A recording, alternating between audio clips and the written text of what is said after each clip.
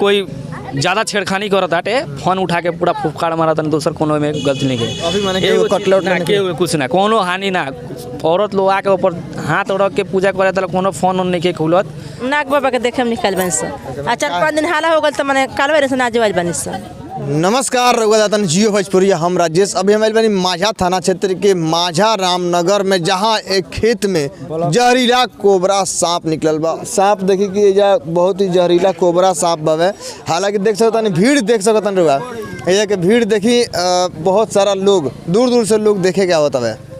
एजा के जे स्थानीय लोग बा ओकरा से जानकारी लेवली कितना दिन पहले सांप एजा देखे ये 8-9 दिन से निकल बनी यहाँ के जेने मन करता उन्हें घूमतनी फिर यहाँ के ये चली आवतनी ठीक बा ना कुछ खातनी ना पियतनी लोग वहाँ के सेवा में लागल बा। बहुत दूर दूर से लोग आके गाड़ी से और सब आके पूजा पाठ करके अपन देख सुन के घरे जा रहा बा। का कोनो ये मंदिर है का पुरान के या सांप के हमने का सर ना बतलाए सो कि मंदिर है पुराना लोग जो मर गइल बा हल वाला उ नहीं जानता लेकिन उत्पत्ति ये से लेले बनी 8-10 दिन हो और 10 दिन हो गया पूरा देखे हुए तो क्या है कोनो मंदिर है का कि 10 दिन पहले मान ली सांप के में का रहे का ना रहे। जैसे कि हमनी के फर्स्ट दिन दूसरा आदमी देखल दूसरा दिन देखलन तीसरा दिन जब ना हटल तब हमनी से बोलन आगे कि ऐसे बात बा हमनी के देखे नहीं सन।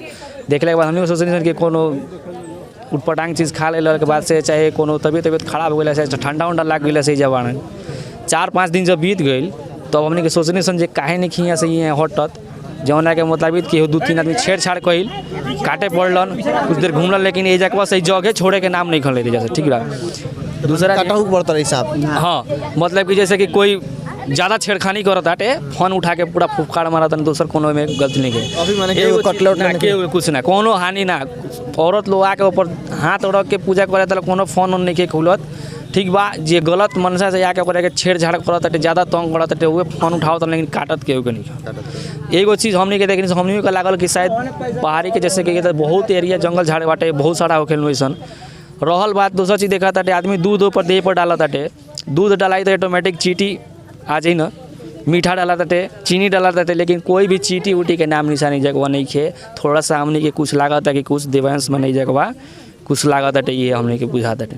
देखी ई माझा गांव के जन बा बगीचा बावे बगीचा के तस्वीर देख सकता नहीं। ई बगीचा के बगल में ही सरसों के खेत बा। इस सरसों के खेत के पास ही नाग देवता के जन बा कि लोग दर्शन करे आवता। बहुत सारा भीड़ लगा रहता पूरा दिन।